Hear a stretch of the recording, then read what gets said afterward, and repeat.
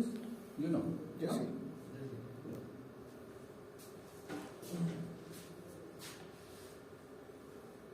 Ya, mira, en ADECA, ¿está en ADECA? No, todavía no. Yo ingresé unas personas a ADECA. A mí me ingresó. Porque yo me inscribí tarde, a mí me ingresó. Sí, ingresé unas personas. Envíenme un correo. Ya. ¿Ah? Ya. ¿Se toman mi correo? Sí, lo tengo. Envíenme el correo para subirlo a ADECA. Ya. Porque en ADECA están los PPT. Ya.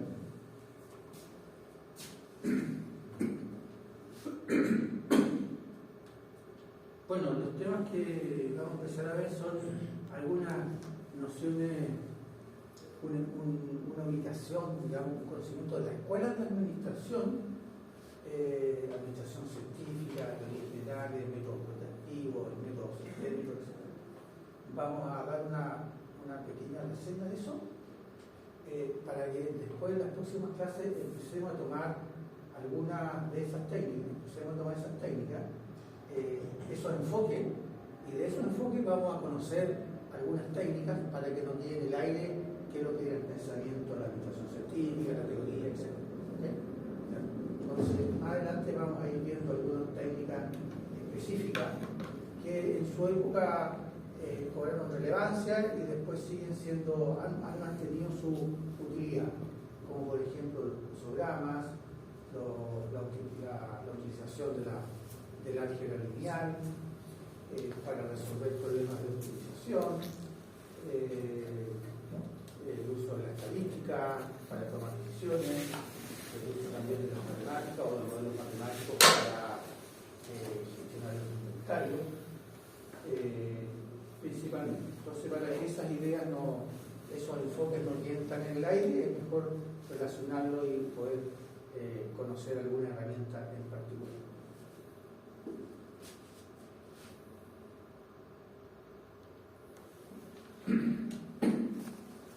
Ahora, esta lámina pretende dar una definición de lo que es de qué está formada una organización. Bueno, una definición básica dice que es una asociación deliberada de personas para cumplir determinadas finalidades, o sea, finalidad, estructura y género. Ahora, un recurso que yo habitualmente uso cuando uno quiera abordar una organización, yo la puedo dividir en tres partes, que son las cositas que están con amarillo. En cualquier organización uno identifica persona, tecnología y gestión. Entonces, si uno quiere opinar de alguna organización o de un área, para comenzar, uno debe tener claro que para poder abordar toda esa variedad de una organización, cualquiera, de una universidad, etc., yo divido la organización en tres temas. Uno, que son las personas. Otro ámbito, las personas significa todos los temas relacionados con motivación, con comunicación, con liderazgo, etc. Resistencia al cambio, en fin, todo lo que tenga que ver con las personas. Segundo, todo lo que tenga que ver con las tecnologías, con la infraestructura. O sea, la universidad dispone de edificios, de maquinaria, de equipos, instalaciones, etc. Entonces uno puede opinar de esos elementos, subelementos. Y tercer, el componente de una organización son la gestión, es decir, todos los reglamentos, todas las prácticas de gestión, todas las políticas, los objetivos, los procedimientos, etc. ¿Okay? Entonces, si uno quiere opinar de una organización, puede en principio dividirla en estas tres paritas: aspectos humanos, técnicos y administrativos. Digamos, la dimensión de personas se analiza solamente desde la perspectiva, digamos, del trabajador, por decirlo de alguna manera, porque en gestión también está, me imagino que la gestión de recursos humanos. Pero en el caso de las personas sería solamente desde la perspectiva de cómo, por ejemplo, se siente el trabajador, digamos, si está motivado, si no, ese tipo de cosas. Todo lo que tenga que ver con los recursos humanos. O sea, todo lo que tiene que ver con las personas. ¿Y cómo lo separaría de la gestión, por ejemplo? ¿Me entiendes? Esa parte donde como que se mezclarían. Porque sé que hay gestiones más amplias, no es solamente gestionar personas. En gestión yo veo todo lo que es términos antiguos, todo el papel, todas las reglas para que esto funcione. Ya. ¿Ah? Uno son las personas, los entes con las cuales hay que lidiar, digamos, para que funcione y se ponga en práctica y una organización cumple su objetivo. Son las personas.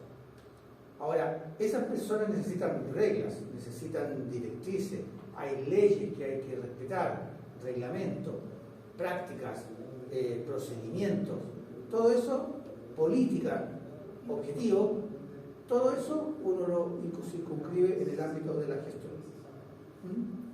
Y finalmente el ámbito de las tecnologías, de la infraestructura, todo lo que tenga que ver con instalaciones. Entonces, cuando uno quiere a veces, en principio, opinar o diagnosticar, en principio, para que no le quede toda una mezcolanza de cosas, puede separar esos tres elementos. Por eso yo lo rescato ahí en amarillo. Ahora, los sistemas de gestión modernos, si uno ve de qué está compuesto,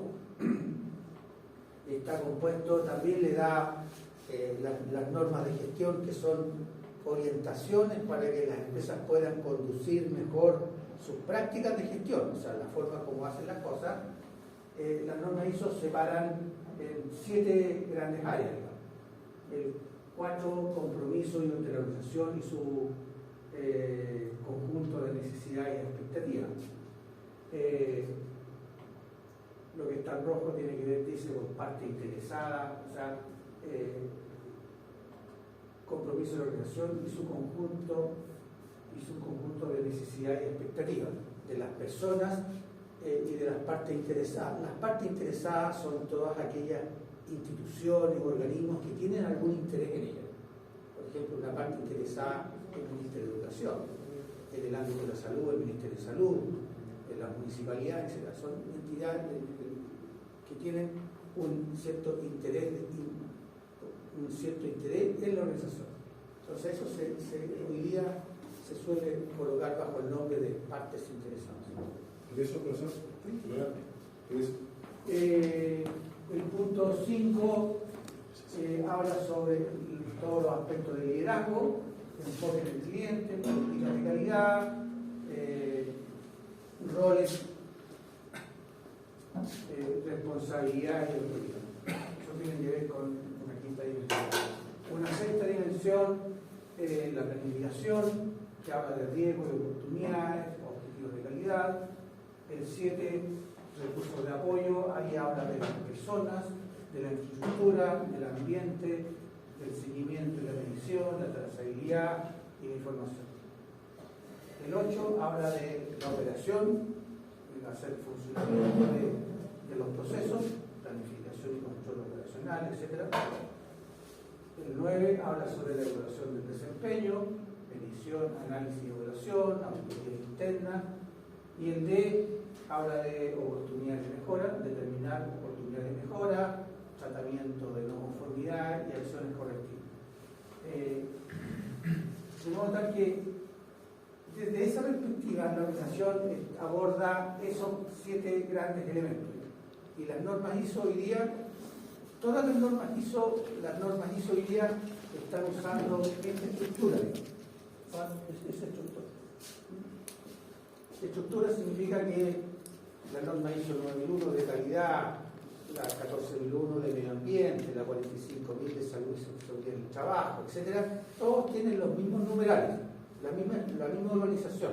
Cambian en el detalle, en los aspectos internos. Algunas normas no abordan un determinado aspecto, pero mantienen la misma estructura. De modo tal que hay varias formas de poder mirar una organización. Si uno la quiere en términos más simples, uno se va por este camino. Ahí identifiquemos qué pasa con las personas, con la tecnología y con la gestión. Si uno quiere ya más detalle, puede usar esa estructura. Y varias otras estructuras que uno puede enfocar en la organización. Varias otras estructuras me refiero que, por ejemplo, hay sistemas de gestión que no son normas, sino que son modelos de referencia Y ahí usan 8 áreas. Y algunas se repiten. Calificación, persona, clientes, procesos, información, responsabilidad social y resultados. Son 8, también se me quedó uno afuera. Pero esa es otra forma de poder abordar una organización, o poder opinar en base a darle alguna estructura, digamos. Profe, consulta. ¿Qué se refiere en recursos de apoyo con trazabilidad? Trazabilidad. Mire, la trazabilidad, y la puse por ahí con rojo, porque es un concepto en los sistemas de gestión hoy día muy importante, muy importante. Trazabilidad significa capacidad para reconstituir la historia. Por ejemplo, si uno compra un litro de una caja de leche en el supermercado, a través de la codificación de ese producto, uno debería decir, bueno, cuando llegó a ese lugar, digamos, quién fue el proveedor, quién fue la empresa, quiénes participaron en esa elaboración del producto, en qué fecha, en qué operarios, qué equipo de personas, qué materia prima se usó. Y si uso leche, necesito saber, a través de esa identificación, poder ir siguiéndole la pista a saber de qué predio agrícola provino la leche. Y de ese predio tendría que saber de qué alimentos recibieron los animales que proporcionaron la leche, cuáles son los fertilizantes que se utilizaron, en qué lugar estaban pastando. Entonces, eso es capacidad para reconstituir la historia. Eso se llama trazabilidad. Yo trabajo harto con ese tema, con el tema de trazabilidad. Y trabajo harto con ese tema y desconocía la importancia que tiene. Efectivamente, es muy importante los procesos. Lo hizo ustedes reconstruir desde el inicio de los procesos, del inicio de la elaboración de la materia prima hasta el cliente final. Tener la capacidad de volver al pasado y ver de dónde salió, qué lo fabricó, qué lo elaboró, qué lo compactó hasta el final. Y eso, en un ámbito manufacturero, por ejemplo, tú estás construyendo un equipo y este equipo necesita unos sellos. Unos sellos. Entonces, se debe saber en ese equipo qué sello se le puso y cuál es el proveedor de ese sello y si ese sello tenían o no alguna certificación de calidad. De modo tal que si yo pregunto aquí a la empresa, en los equipos se instalaron 50 sellos en equipo, yo tengo que disponer del mecanismo para saber en qué motor, en qué equipo se instalaron esos sellos. ¿Okay? Eso es trazabilidad, poder reconstituir la historia. Y en las normas es bien típico que en las auditorías se levantan no conformidades porque no hay una trazabilidad, porque debe ser capaz de reconstituirse la historia. ¿Okay? Eso es un elemento importante. En cualquier organización la trazabilidad es un tema crítico, importante. En el caso de los alumnos, en cualquier momento, ustedes egresaron, etcétera, yo debería saber quién le hizo clase hoy día. Entonces, lo más fácil ahí va a ser el RUT. En el RUT yo identifico alumnos, digo en qué carrera están, por lo tanto, conozco su malla, conozco que la asignatura de gestión industrial, y aprieto gestión industrial y voy a saber el horario, la fecha y el profesor, entonces, y la nota y la acta, etc. Entonces ahí yo puedo reconstituir. Entonces la trazabilidad es un concepto relevante y está presente en todas las normas hoy día Ese tema aparece señalado explícitamente.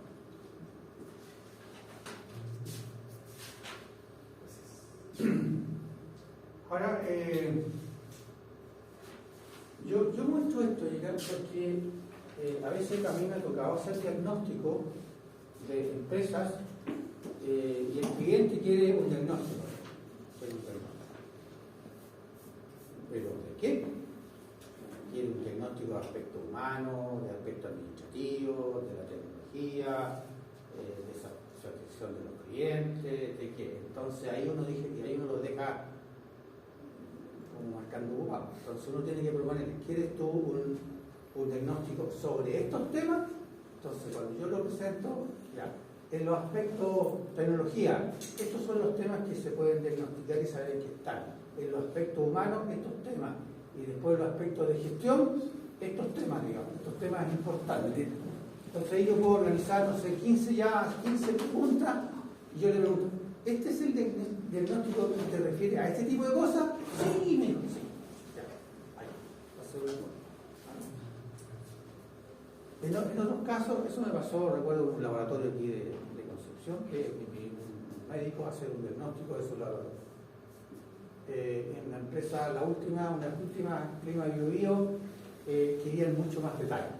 Así que saqué cosas de acá, digamos, y para no ser tan muy extremo. Pero querían cierto detalle. Entonces hicimos 75 preguntas bien precisas y validadas, digamos, con el personal para saber si existía coherencia en la respuesta. Entonces ahí uno arma, cuando uno quiere dar una opinión, tiene que organizar sus preguntas, las preguntas. Y las preguntas se organizan en base a temas. Y eso va a poder opinar de manera más acertada, más organizada. Eso significa disponer de un método. Pero en definitiva, una organización es un conjunto de partes, de elementos de partes, personas, tecnología, gestión, que están interrelacionadas. ¿Okay?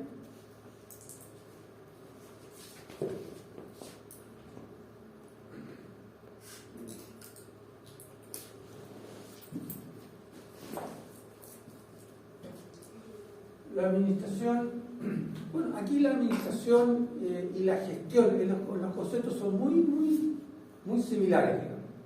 En inglés usan management, pero cuando se traduce en español puede ser gestión o administración.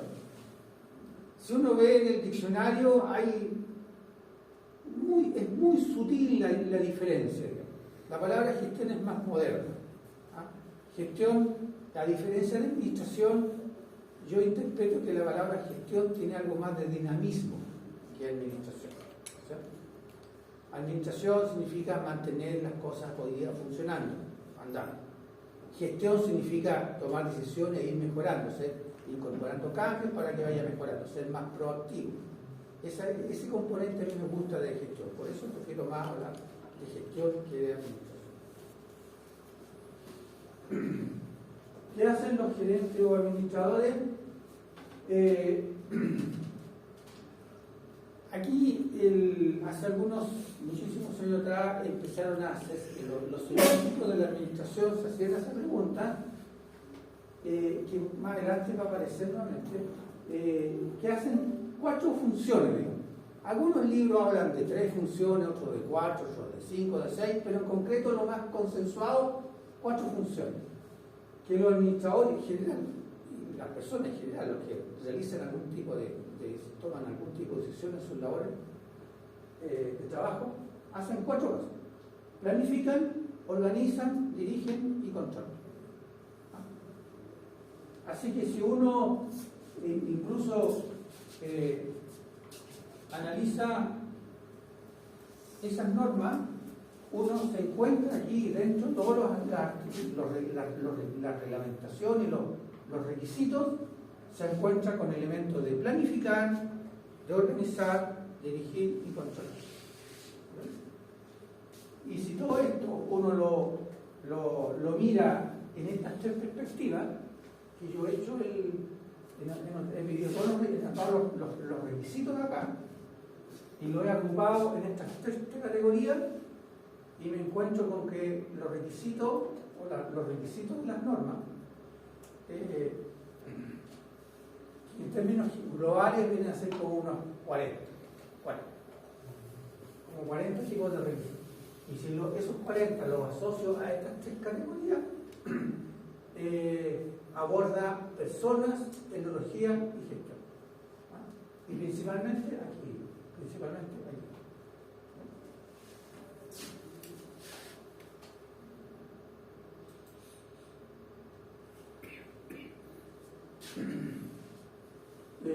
Habilidades. Este concepto aquí, esta agrupación de conceptos, es bien bueno tenerla presente. Y uno puede ver a los jefes que si uno quiere realizar una buena gestión, preocúpese de planificar, de organizar, de dirigir y de controlar. Hay una buena pauta, una buena mensaje. Habilidades de los gerentes, habilidades técnicas, de trato personal y de conceptual.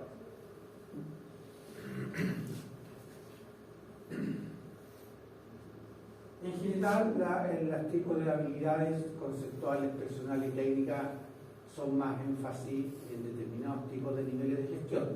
A nivel inferior, priman más habilidades técnicas, a nivel intermedio, habilidades de trato personal, y a nivel superior, habilidades más conceptuales y técnicas.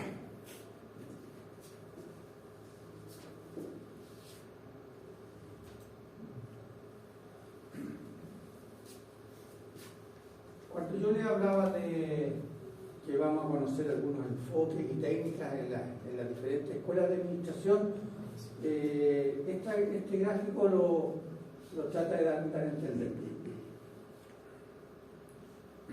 Bueno, las prácticas de gestión son antiquísimas.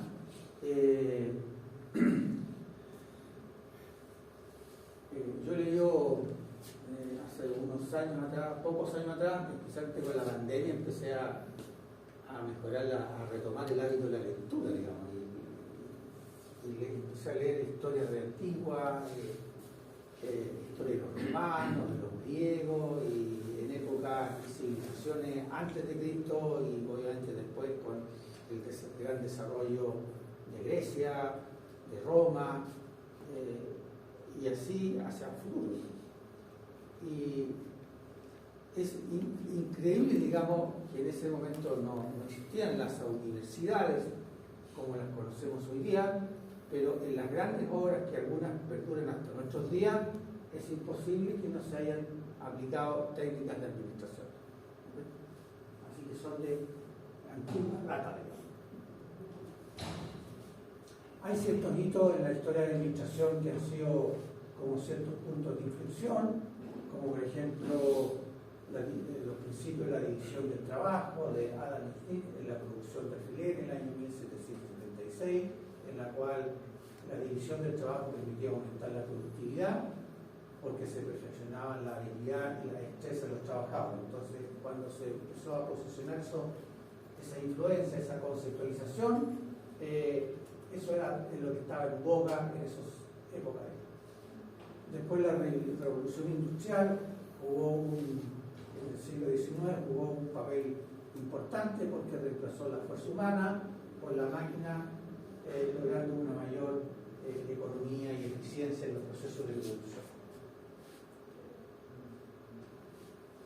En esa figurita que estaba al lado, entonces se ven algunos antecedentes históricos, la literatura entrega alguna información. En la década hay un libro de administración de Robbins que está en PDF en la década. En el capítulo 2 hay un mayor detalle de esto que estoy viendo acá y de los detalles de diferentes escuelas de administración. Capítulo 2. Yo habitualmente después hago algún cuestionario referente a eso. Pero en el capítulo 2 de Robbins, que está en la década, echen un vistazo.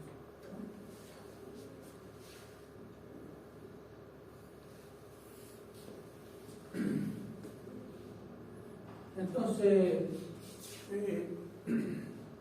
más o menos por la historia han evolucionado enfoques más antiguos, después enfoques clásicos como la administración científica, la administración general, después tuvo el enfoque cuantitativo, en la cual se utilizaban las matemáticas, el álgebra, álgebra y la estadística para incorporar esos conceptos y relacionarlos para responder preguntas en el ámbito de la administración. Por ejemplo, ¿cuál es la utilización, cuál es la cantidad óptima de materia prima que se requiere para desarrollar un conjunto de productos donde tengo muchas variables en el mercado, muchas variables en juego? Entonces, ¿cuál es la mejor combinación? Y cuando hay muchas variables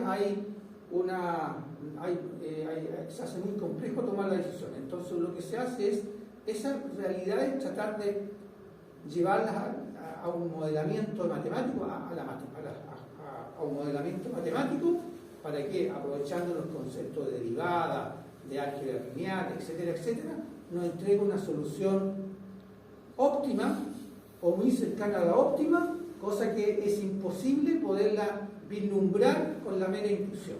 Entonces ahí las matemáticas ayudaban mucho en tomar decisiones. Y lo mismo pasaba con la estadística, para hablar de control de procesos, etc.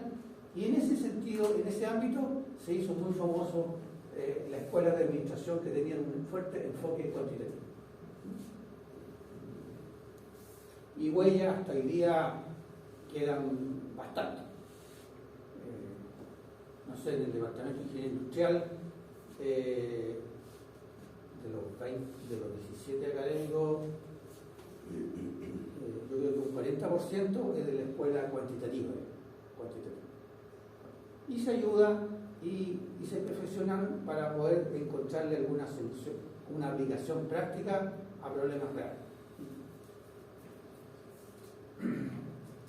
Y después el enfoque conductual.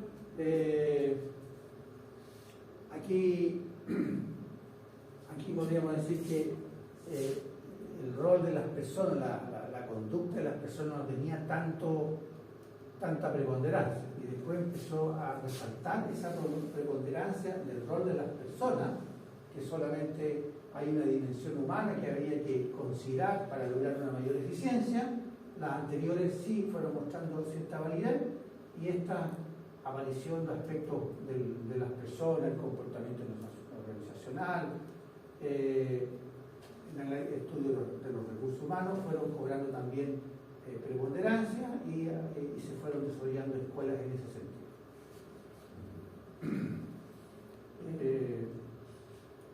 Y posteriormente están los enfoques sistémicos y los enfoques de contingencia, que podríamos decir el enfoque sistémico es lo más actual según esta clasificación.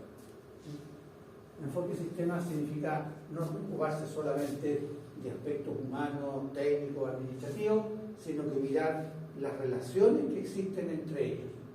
Entonces ahí hay un enfoque más integral, y es por eso que las normativas de gestión miran la gestión de una forma más integral, abordando aspectos técnicos, humanos y administrativos, las relaciones que tienen que haber entre ellos.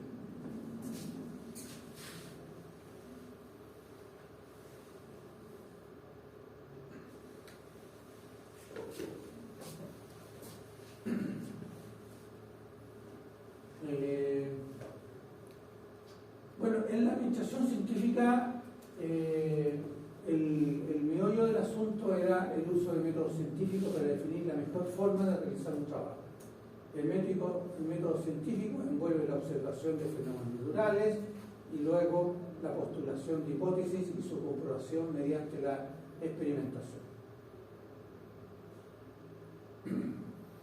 Algunos actores relevantes en la administración científica están el señor Frederick Taylor, que buscó generar un cambio en la mentalidad de los trabajadores y de los gerentes al definir parámetros claros para mejorar la eficiencia de la producción, buscaban la mejor forma de hacer las cosas para mejorar la productividad. O sea, bien centrado en el trabajo. En esa misma línea estaban los esposos Frank y Lillian Gilbert, que estudian el trabajo para eliminar movimientos manuales y corporales ineficientes. Los Gilbert también experimentaron con el diseño y uso de herramientas y equipo adecuados para optimizar el rendimiento laboral. Crearon los Serplik, que son los 17 movimientos típicos de la mano de obra. Ellos inventaron que analizar el movimiento de las personas, identificaron 17 movimientos que se realizan para realizar las operaciones manuales. Estos 17 movimientos le llamaron Serplik, que es el nombre de Gilbert al revés, digamos. Entonces, por ahí en el libro aparecen los Serplik, que se refiere a eso, son conjuntos de movimientos.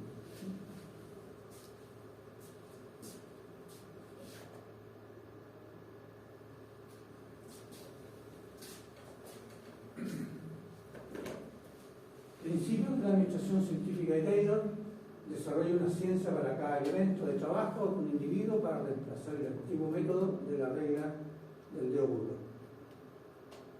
Seleccione científicamente y luego capacite, enseñe y perfeccione al trabajador.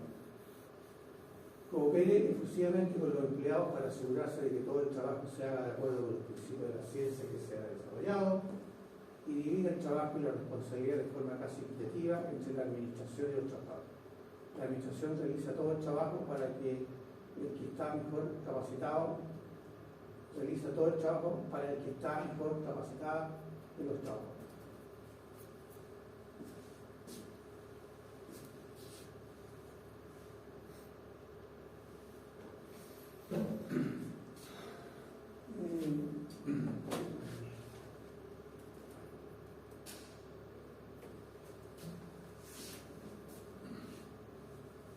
En este enfoque, en esta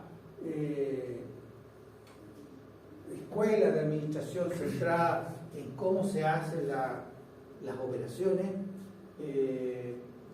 yo voy a rescatar una técnica que son los cursogramas, donde se estableció que las actividades se pueden agrupar en 5 tipos de operaciones. Toda actividad, yo la puedo, cuando realizo un trabajo, la puedo detallar, todas las actividades que se requieren para realizar una operación física. Y esas 5 operaciones son actividades relacionadas con la operación, o sea, que realiza una transformación, inspección, almacenamiento, demora y transporte. O sea, se generaron esos 5 estándares. O sea, todas las actividades se pueden asociar a estas 5 operaciones, a 5 tipos de actividades. Actividades que son de operación, de inspección, de demora que está esperando, de inspección, demora, transporte y una inspección, operación, inspección, almacenamiento, demora y transporte. Y se generaron ahí los cursogramas que los vamos a ver en las próximas sesiones con más detalle para que ustedes puedan hacer un cursograma y poder saber la utilidad que tiene.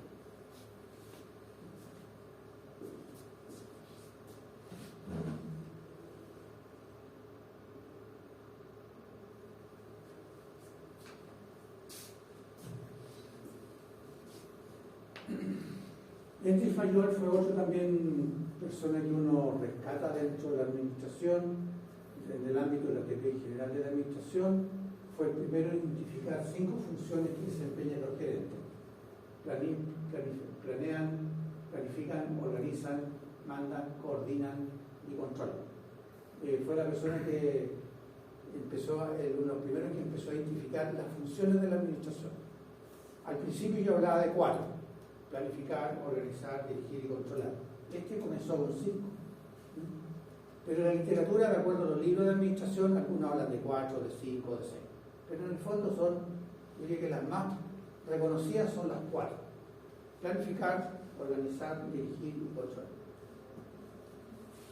Nosotros en este curso vamos a mostrar técnicas de cada una de estas 4. También dice que desarrolló los 14 principios de la administración, reglas fundamentales de la administración que pueden aplicarse a todas las situaciones de una organización y enseñarse en la escuela. Fíjense que las 14 principios de la administración de estos señores que están acá, yo creo que hay varias que tienen bastante validez hoy día, digamos. La división del trabajo, la autoridad, la disciplina, la unidad de mando, la unidad de dirección, la subordinación de los intereses individuales al interés general, la remuneración, la centralización, el escalafón, el orden, la equidad, la estabilidad en los puestos del personal, la iniciativa de los empleados y el espíritu de grupo. Entonces, estos señores, el señor Fayol dedujo a través de su experiencia estos 14 principios de la administración. Y yo creo que hay muchos de ellos o la mayoría, que siguen estando vigentes.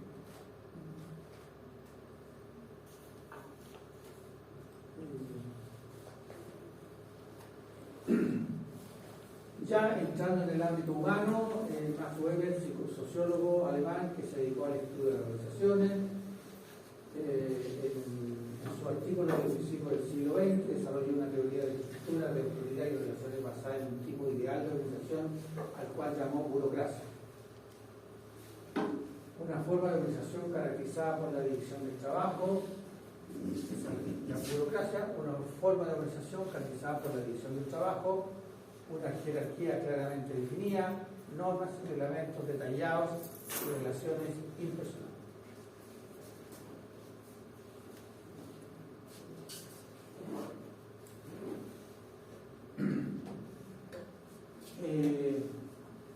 Yo creo que aquí llega a entender qué es lo que es burocracia, y yo creo que en muchas cosas que uno escucha permanentemente, incluso en la universidad, el exceso de burocracia.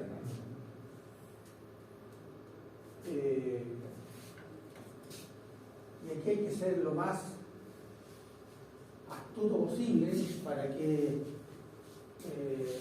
las normas y los reglamentos detallados no corten el oxígeno para que la organización pueda funcionar de manera más ágil. Así que, y eso no es problema de la burocracia, es problema de las personas que diseñan los procedimientos, las reglas, que en definitiva después en la práctica se van viendo que entorpecen el quehacer.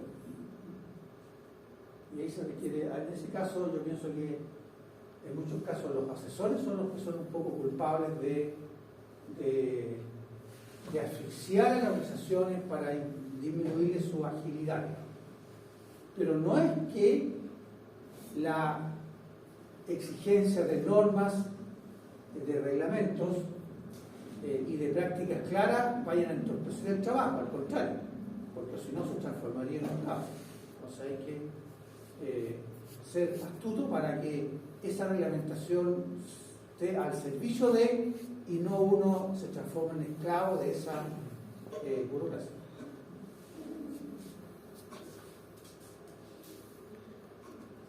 ¿Algún comentario?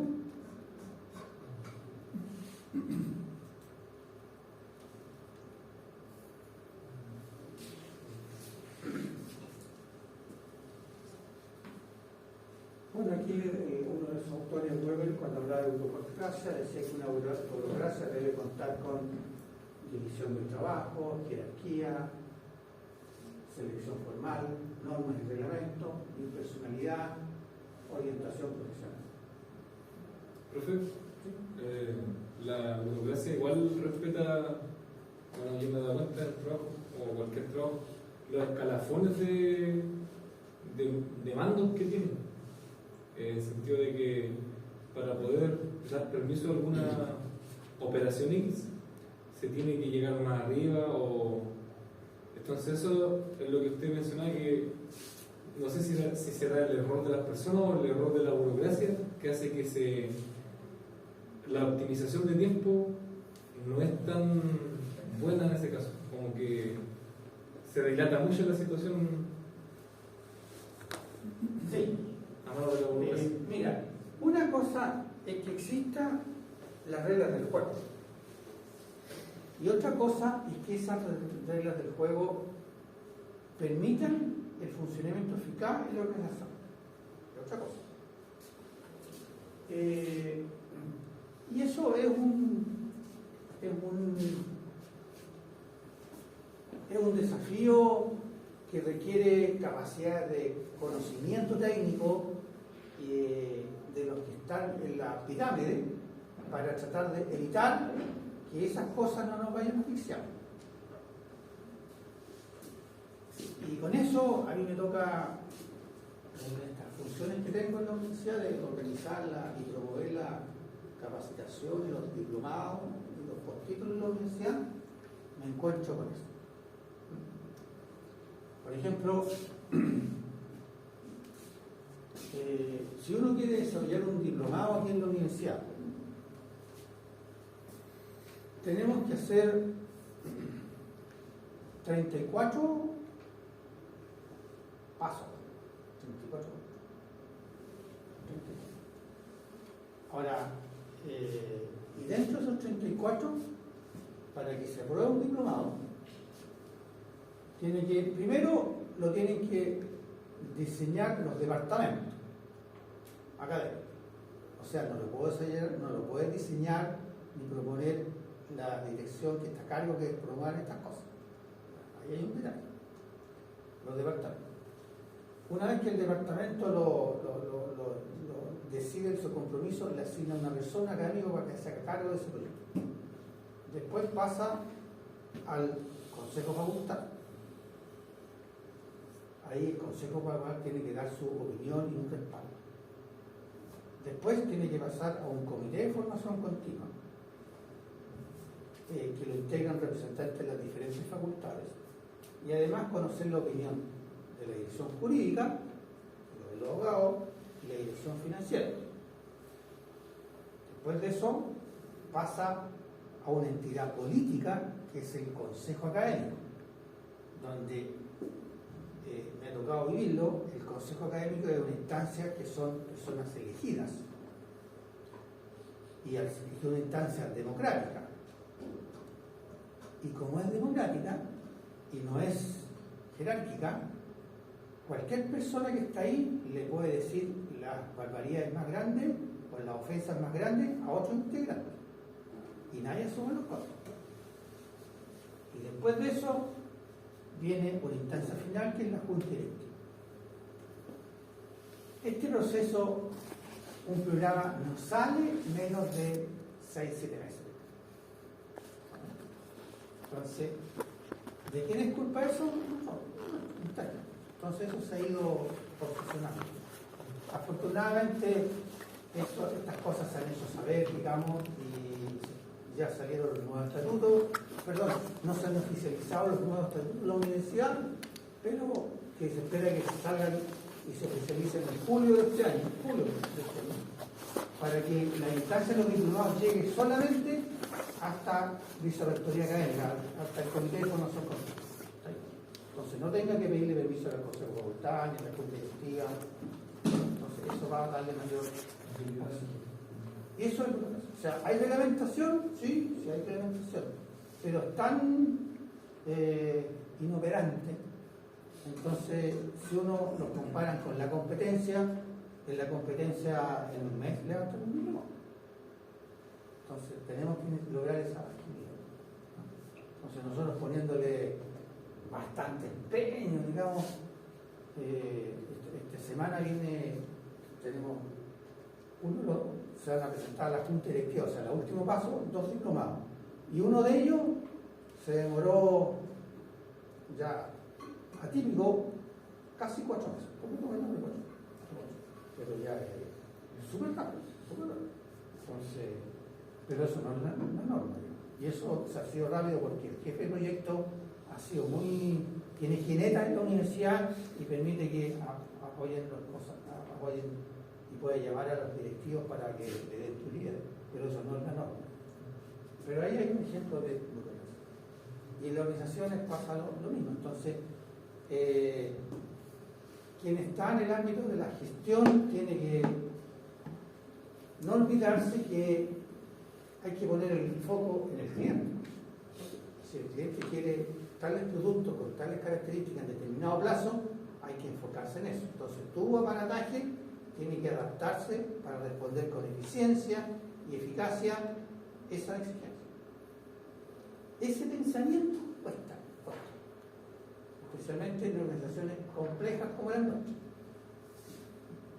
Cuando digo que son complejas, se refiere a que una organización es compleja es porque además de estar constituido por elementos, se van produciendo relaciones entre ellos, digamos, que interfieren en las decisiones o influyen en las decisiones. Entonces, a medida que la organización es más grande, hay más actores. Nosotros en la universidad tenemos directivos que dependen del rector como 30. ¿Ya? Y súbele los facultades, los decanos y los directores de departamento y los directores de escuela. Entonces, se genera mucha interacción entre ellos. Entonces, eso hace que una organización sea compleja. Entonces, hay que definir los mecanismos para que no te coma la complejidad. Entonces, tienes que ser astuto de diseñar mecanismos que puedan hacerle frente a esto.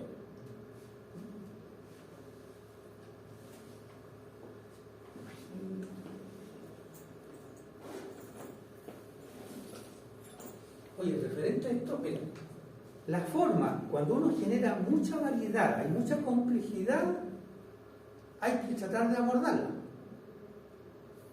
¿Cómo?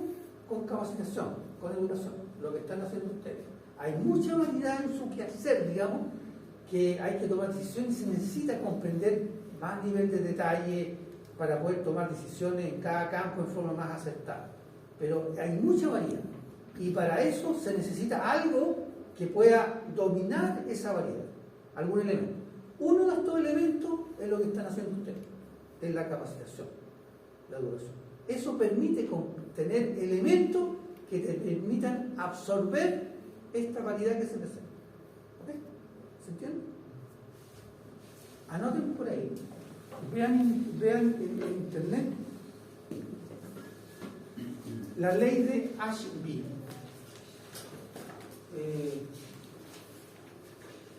Repasen la ley de Ashby.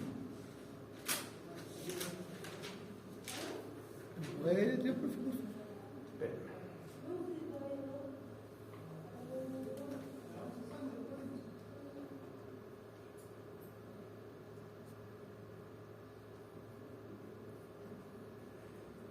La ley de Ashby se escribe A-S-H-B larga Y.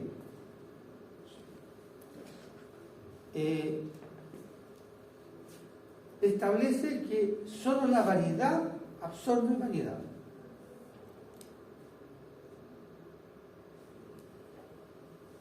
Repasen eso. ¿Entendés? Para el lunes, si un vistazo, léanlo con más detalle ahí lo que dice en internet. La ley de Ashby.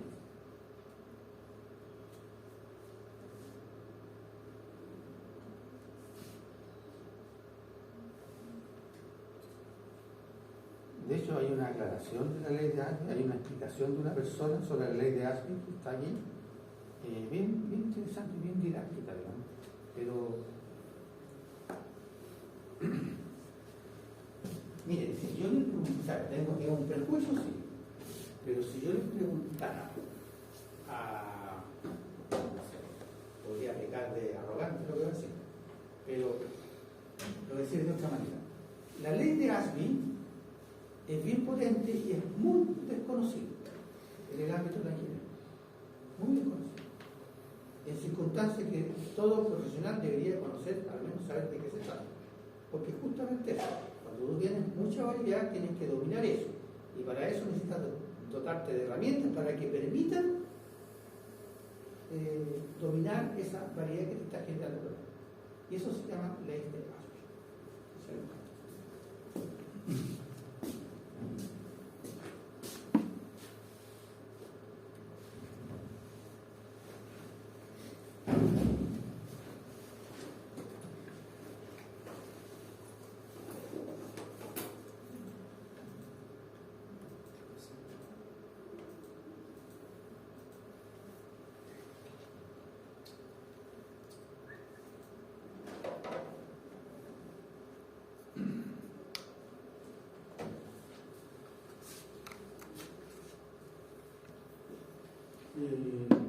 Bueno, aquí hay dentro se habla de la eficiencia, de la eficacia.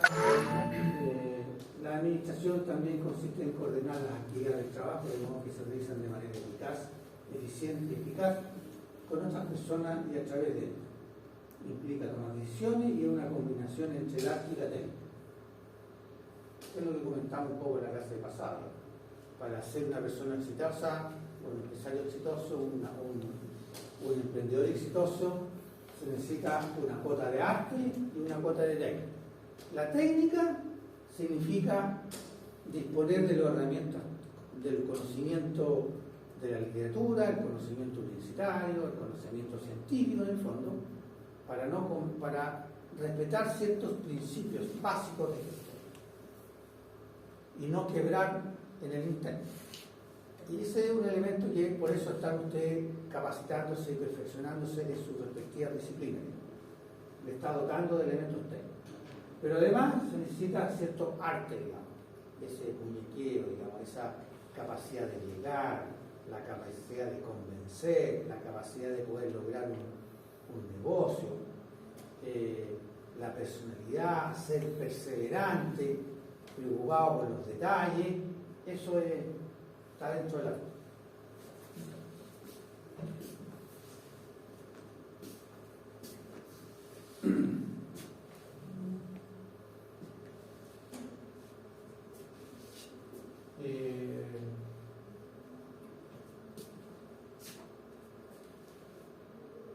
A veces yo veo que en mis memoristas, a veces los veo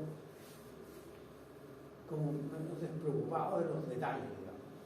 Y los detalles, hay que preocuparse de los detalles.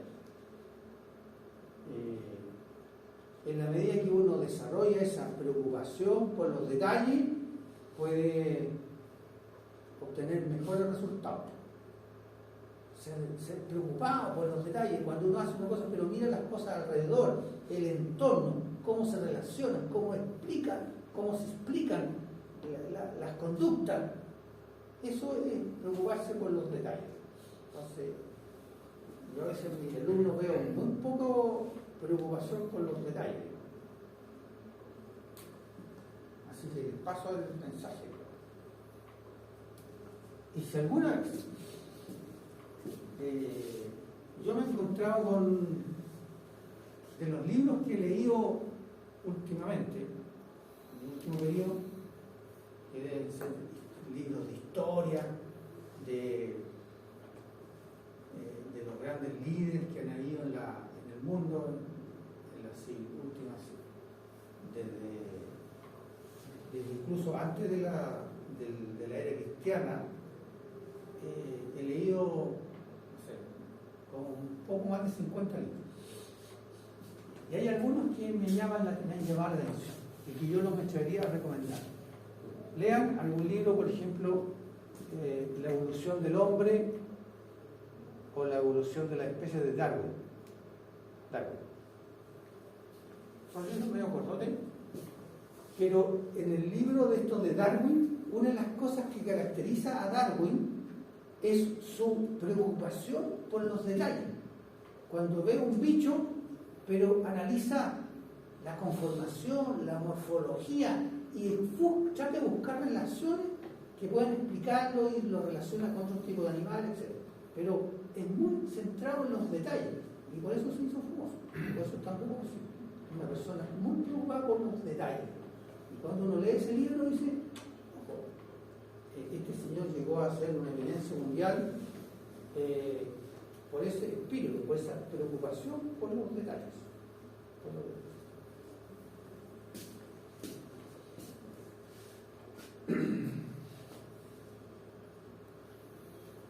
Y posteriormente también leí un libro que es sobre las campañas de Napoleón.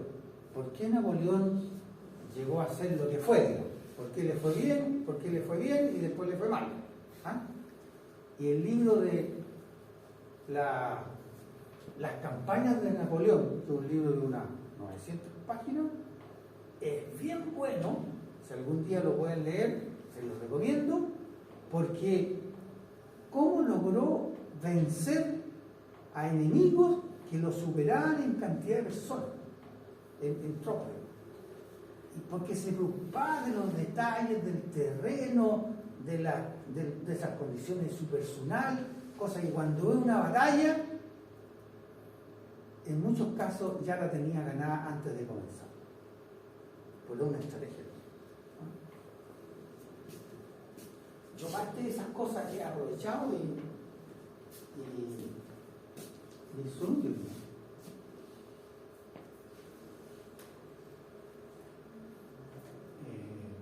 Como una infidencia, tiempo atrás yo tenía que enfrentarme a una reunión con una autoridad superior a mí, y fue un aspecto bien desafiante, digamos.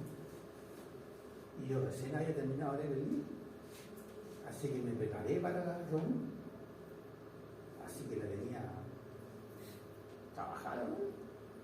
Yo ya había conversado con la mayoría de las personas que iban a estar en la reunión, así que yo ya sabía cuál iba a ser el resultado de esa batalla, y gané. Me generé cierta enemistad, digamos, hemos ido mejorando de a poco, pero ahí en el fondo, cómo se prepara una reunión, ¿sabes? Tú no puedes ir, uno tiene que hacer una estrategia para eso. Y esos libros, esos grandes actores de la historia, es bueno leerlos para saber cómo lo hicieron, qué características tenían. Si yo quiero mejorar mi desempeño en mi función de diplomado, tengo que mirar qué es lo que está pasando afuera, cómo lo están haciendo los mejores, cómo lo hacen. Entonces hay que hacer una estrategia para eso. Y en eso se refiere un poco de arte.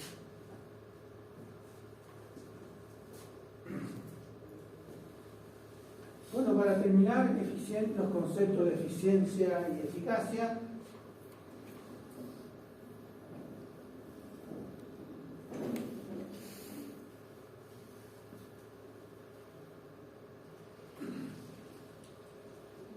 Mire, hay 4 conceptos aquí que saltan y que es bueno que los vamos a ir tocando después con mayor detalle.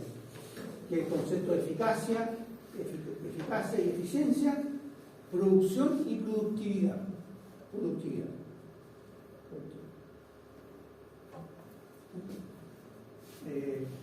Eficacia significa lograr el objetivo, completar las actividades para cumplir las metas de la organización, hacer las cosas correctas.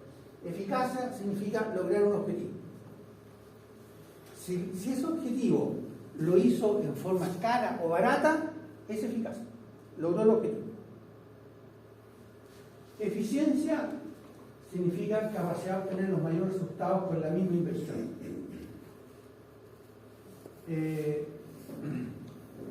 Eficiencia significa si este equipo está hecho para producir tantas piezas por hora, eficiencia es comparar mi resultado con ese estándar. Ahí voy a poder saber si soy eficiente. ¿No? Y el otro concepto que es relevante es de la productividad, que es diferente. Productividad es el cociente entre lo que usted logró dividido por lo que usted consumió. Eso es productividad.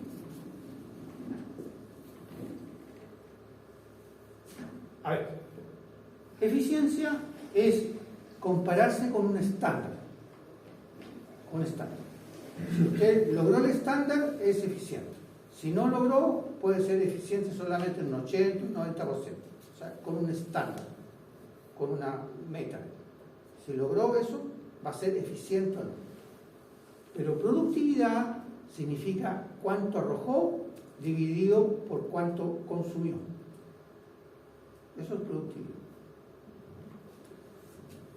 Para ustedes, y para terminar, una pregunta: ¿qué es más importante, la productividad o la eficiencia? Productividad. La eficiencia. Eficiencia.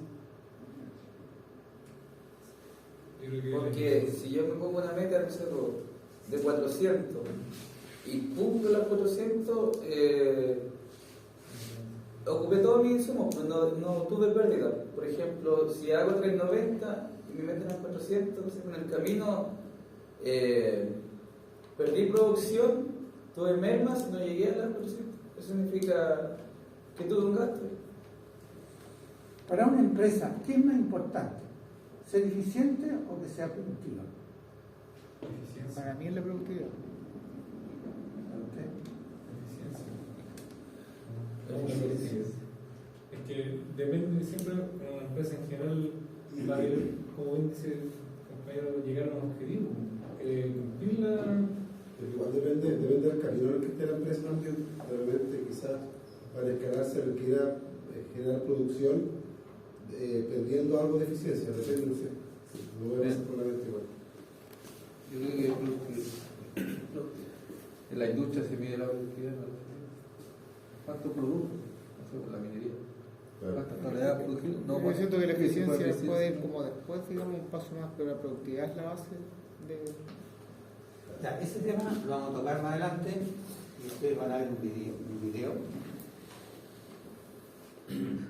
de la meta y les va a quedar clarito la diferencia entre productividad y eficiencia. ¿Ah? Ya, estoy en la hora, así que vamos a dejar hasta aquí, vamos a continuar el lunes, ya entrando en algunas técnicas más específicas.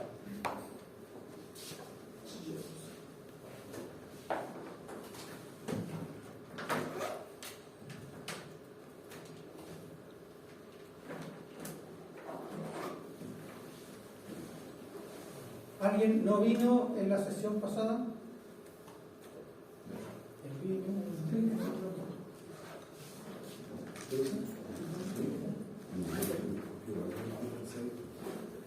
No sé, la productividad era el cociente entre lo producido y lo consumido. ¿Cómo? La productividad era el cociente entre lo producido y lo consumido. Y los recursos, sí, entre lo producido y los recursos que se... Sí, los neto recursos. necesario.